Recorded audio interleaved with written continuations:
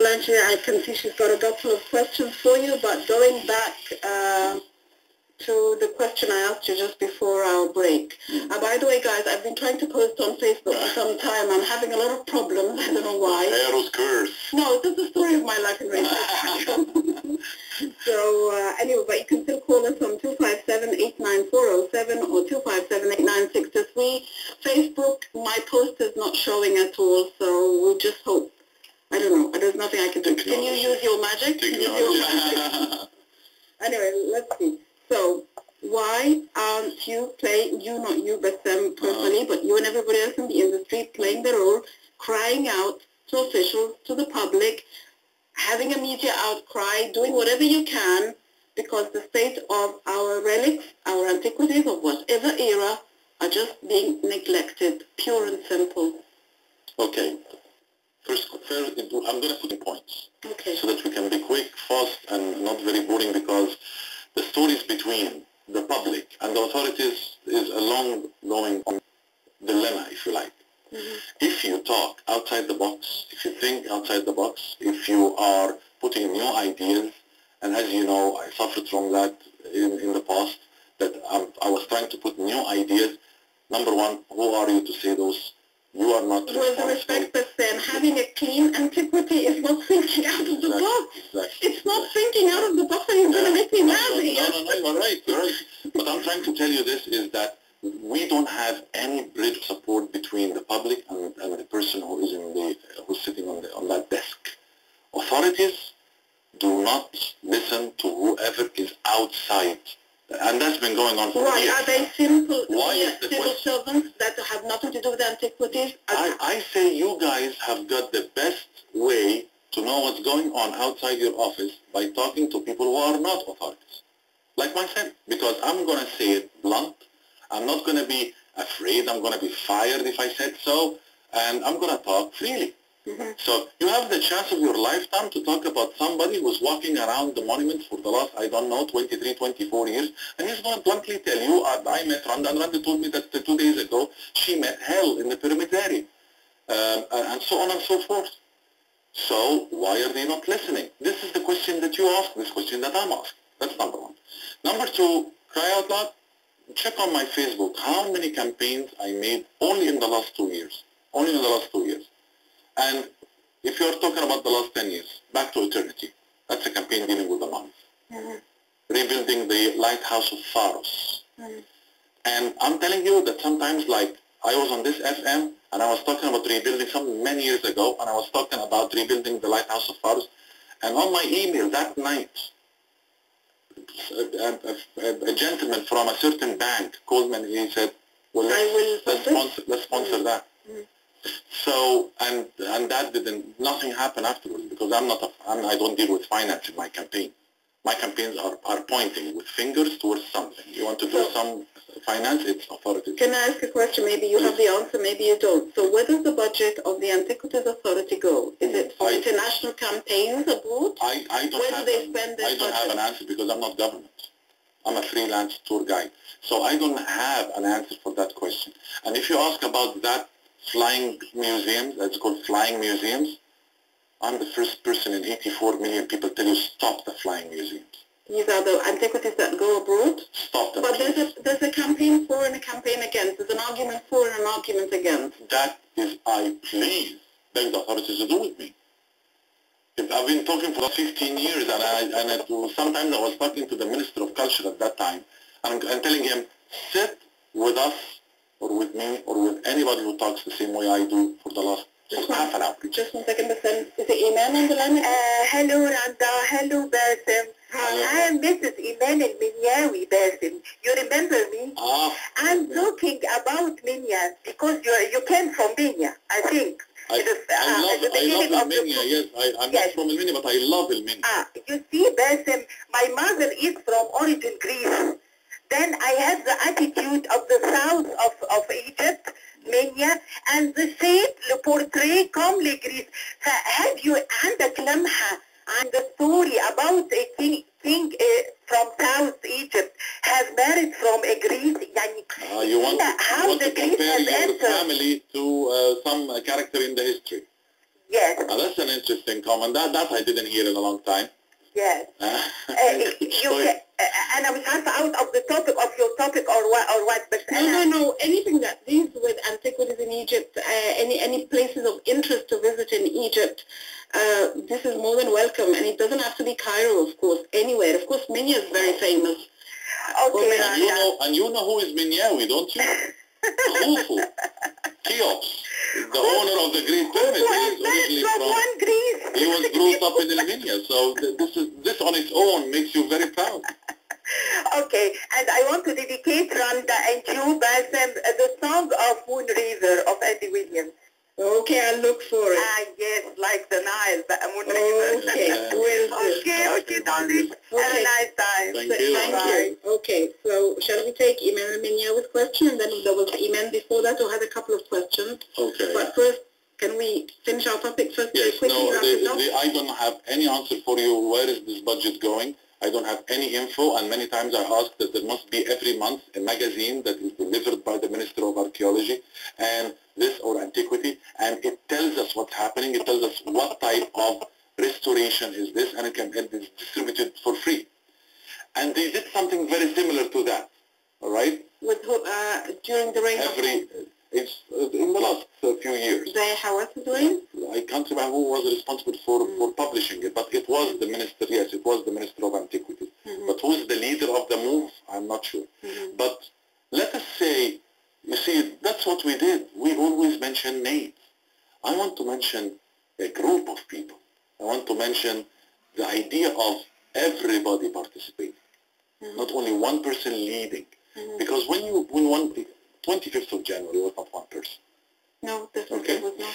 So it works. It works when a group of people does. And the best. Look where we are now. That's not a very good argument.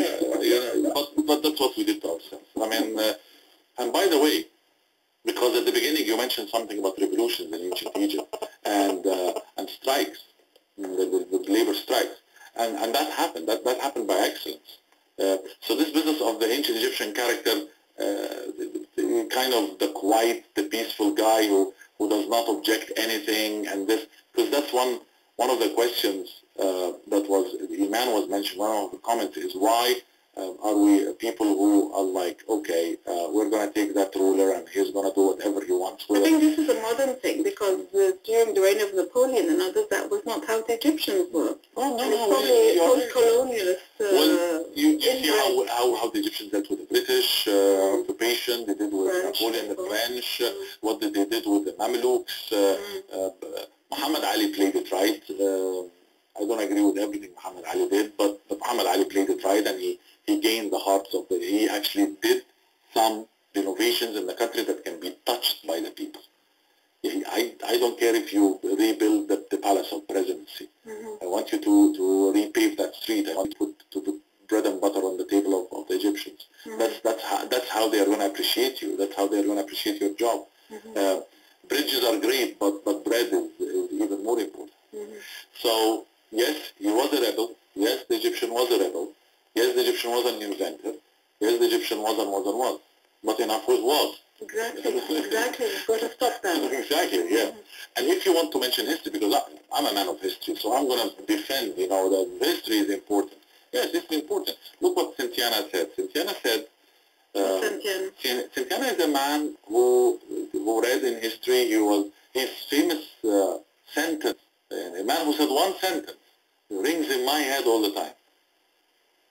Those who do not read their past are condemned to live in it and repeat it. So if you are not going to wake up and see what happened when the Egyptians didn't unify. In ancient Egypt we have a very famous story of a king called Pepi II. Pepi II took because it was inheritance in ancient Egypt. It was inheriting. The son inherits the father, the throne. He took the power when he was 6. He died 100. Wow. Actually, we had somebody from the ancient era living till 100. Ramesses II died 91. 93, or 90. And Tutmosis III ruled 54 years. Yeah, but many others died very young as well. The populace, 45 years average age. Average age? That's why when I tell you they got married when they were 16 and 17 people and 18, the people ago. That's early, Bessam. That will cause problems. That's not acceptable. I said, no, it's very acceptable if you're dying 45. You want to marry 15 and 16 because you're dying 45. So anyway, did the Egyptians take that person ruling for 94 years, as they did? Accusation of the Egyptians, as Iman was commenting, why are we always this business of the king and the slaves, the king who's ruling and everybody else is like underneath his orders. Because they were not always kings, they were also deities. They were seen as extensions of the gods, the deities, right? Okay, but you'd be amazed to know that we have a song in ancient Egypt. A man is saying, those who build themselves pyramids, look at their buildings now. It's destroyed. It's dilapidated. They can't even help themselves. Nobody came back to tell us what happened. Nobody came back from that journey of eternity that you are talking about. That song, to me, spells a rebel, a person who is rebellious against every core of the temple's priesthood hierarchy business. Mm-hmm. You are trying to feed us this business that the king is a half deity, and then he becomes a full deity in the afterlife. He is the son of Ra, he is the son of the sun. He's always strong. We never saw a weak king or a weak pharaoh. We never saw a pharaoh with wrinkles, with huge wrinkles on his face. Ramesses II in his 70s or something is showing us when he was 18. This is how he wants to be portrayed in the afterlife. This is how he wants to be always ever young. So what happened after 94 years of ruling? The government became weak. Corruption hit the government. Read your history. When you rule long, corruption hits you badly. But we don't read our history, especially our rulers, especially the rulers around the world, because they keep on repeating the same mistakes. Over and over again. It's like by the book, as if they are insisting. And that is something we look at, people who modestly read in the history. We go, we can't believe you. This is a copy and paste of the same problem that the other king did, or the same fault or mistake that the other king did. Why are you repeating? He ended up being hung or being in prison or being thrown into the history of exile or something. Still insisting on this. This is why I remember when Dr. Morsi won the election, I was on air on your neighbor broadcasting station, Shabab al-Riyadh, and I said, as an Egyptian, Dr. Morsi, I am telling you one request. When you come inside today, take yourself and go to your office, close your door, and read Khalid Muhammad Khalid, Omar ibn Abd al-Aziz. Khalid Muhammad Khalid, the famous Islamic writer, and he wrote number of people, men around the Prophet. You remember that? Men around the Prophet, Rijal Hawla Rasul. And Omar ibn Abd al-Aziz, you can finish the book in half an hour. It's a good reading. But this book is telling us about a man who, if we follow the way how he ruled, by the modesty, how he did the modesty, how he was afraid of everything, every move he would do, is it correct, is it correct, is it correct? So if we read our past, and that is the importance of history, so that we don't read. What happened? We need to learn it, we'll not just read. And very well said, and practice. Practice what you read. After Pepi II, 94 years of ruling, a social revolution took place in ancient Egypt. But was it by the workers, the lower classes of society, or was it? It was by the society, all in all, against that business of corruption that hit the government, right? Unfortunately, you tell me if history repeats itself or not.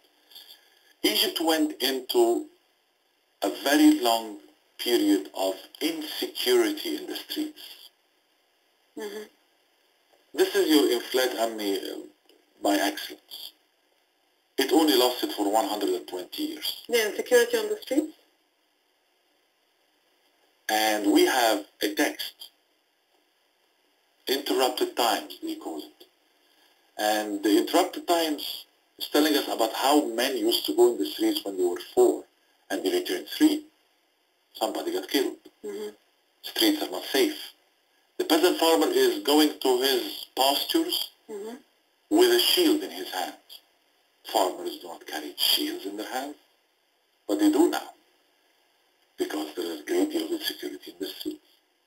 What happened is, due to that weakness that the government reached, some of the nomarchs, some of the rulers and the governors of some of the nomes, some of the districts of Egypt started to rule in their own right. Secessionist rule. So Egypt was separated in different small countries.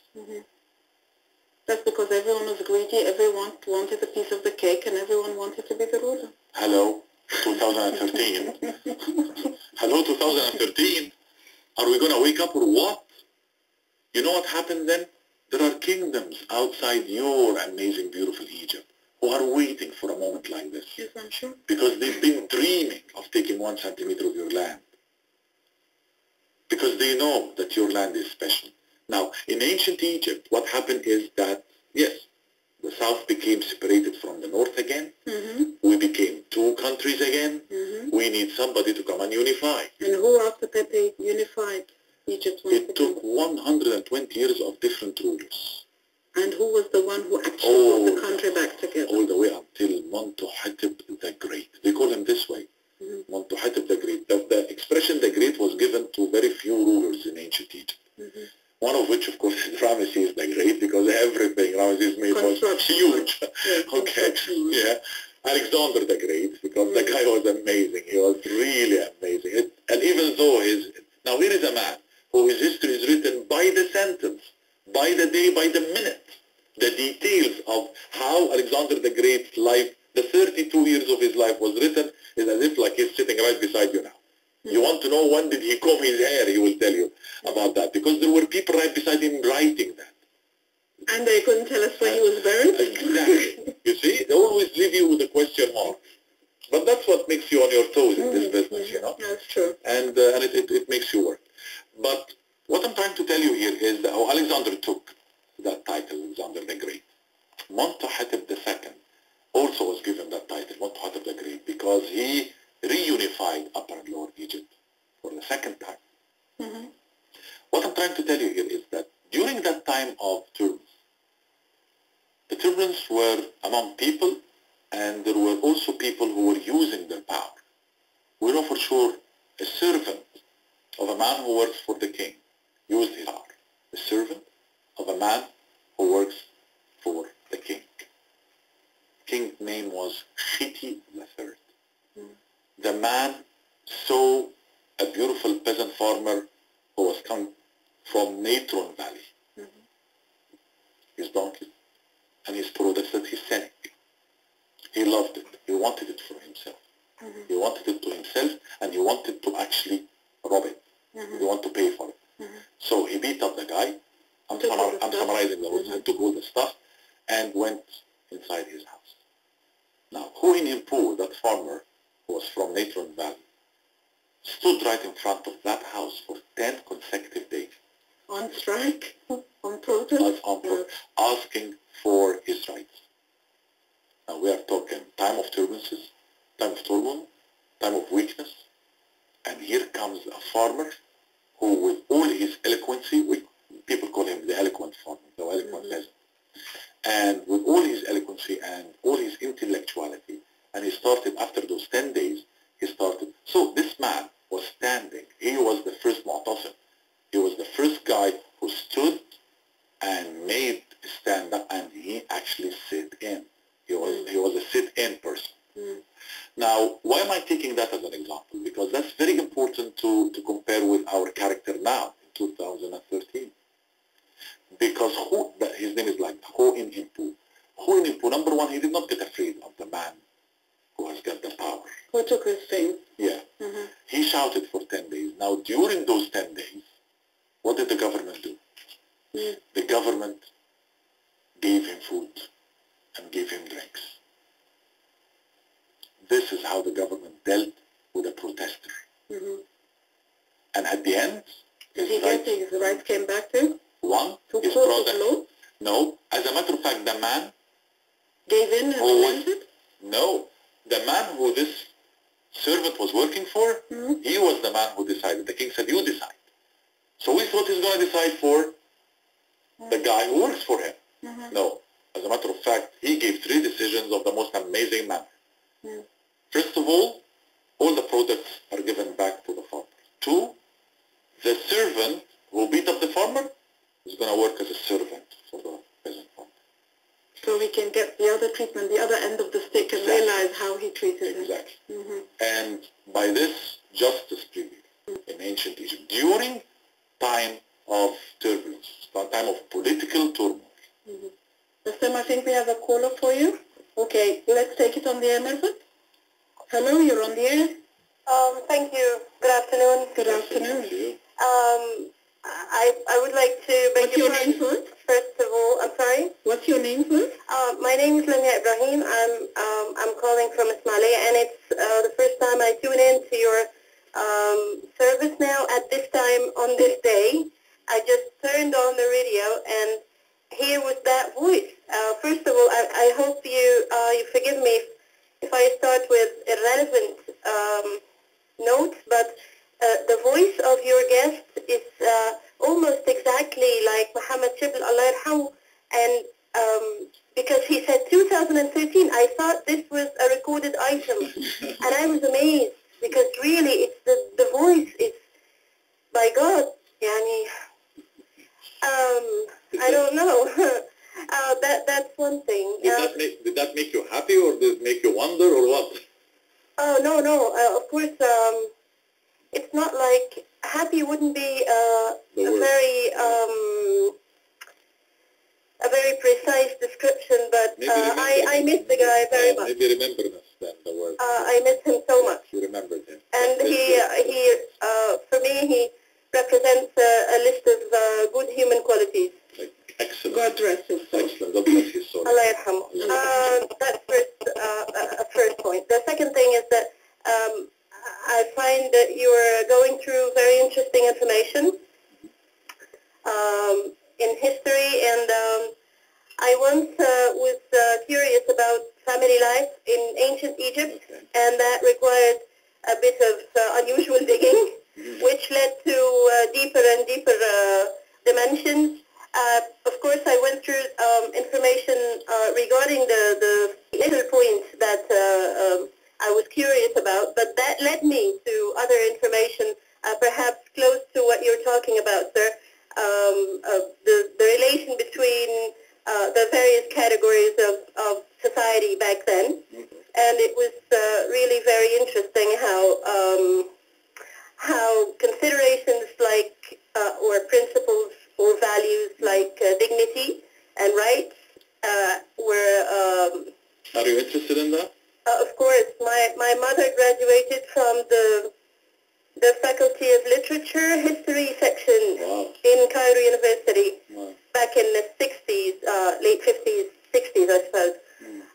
And so, I don't know, by genes I'm interested in history. Well, let me then, when we start going back to our show, let me give you a couple of those proverbs and a couple of those wise men's statements that was left on papyrus and other matters. That could be of an interest. And by the way, I am, inshallah, giving a couple of lectures at Ismailia.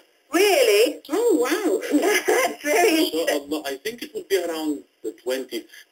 Would you please get on my Facebook and know about that, because an Ismailia young lady has managed to get us a couple of lectures there. Really? And a huge event. Where, please?